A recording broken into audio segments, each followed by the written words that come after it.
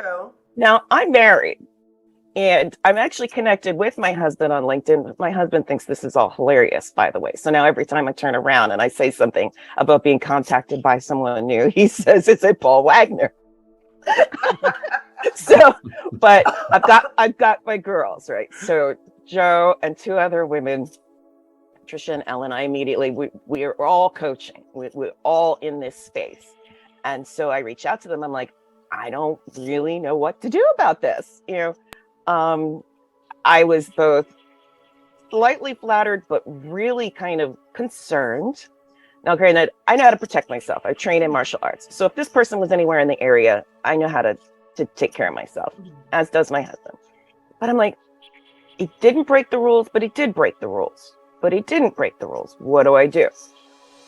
So I finally did some digging and found out that, of course, I'm not the only person to ever get this email, which has enough grammar issues in it that you know that someone used some kind of a translation software or didn't really understand what they were saying.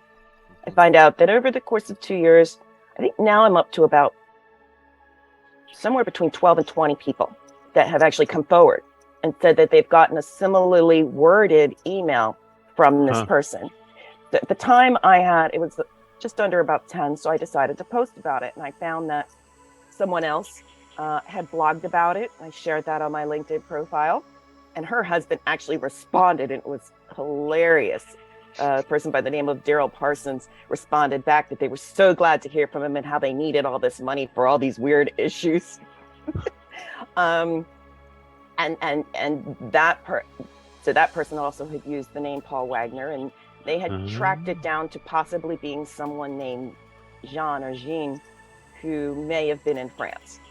And then I did some more digging, and I went on a site called Fishbowl, and I found out that somebody else had some similar experiences, and another person had shared that they had identified the person as being someone named Pete Panini, who is supposedly a USA restaurant owner. Now, mind you, the person who identified Jean Nadeau and the person who identified Pete Panini both tried to resolve their issues of being contacted. Because some of these folks were actually contacted directly through LinkedIn, not just a separate email.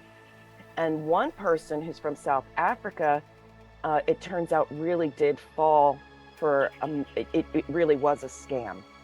Right. And it's interesting because this person had been contacted by somebody who claimed to be an oil rigger. And that kind of triggered my, I guess, my red flags, because I had separately, about 2-3 years ago, been contacted and asked to connect with someone who claimed to be an oil rigger. And I thought, oh my gosh, now we've got a comparison here.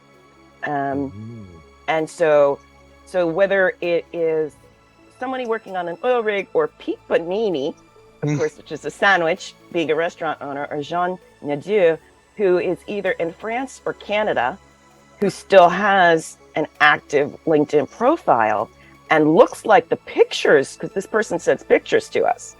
So really? He looks like, yes. He says, so you know what I look like. He sends pictures. But the pictures on Jean Nadeau's website are not any of the same pictures that were sent to any of us.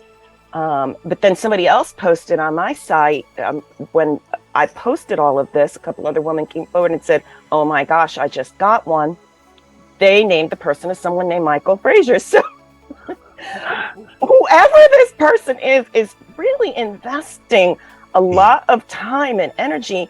And this one poor person in South Africa said that she actually sent or was asked to send over $7,000 to fund equipment for this oil rigger.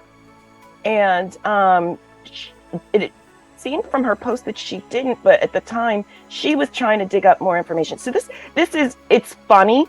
Yeah. In fact, when I told Joe that, and she's not, and please, she's not taking stalking seriously, but when I told her that I had been contacted, what was your response, Joe, after we clarified that I was safe and everything else? What did you say?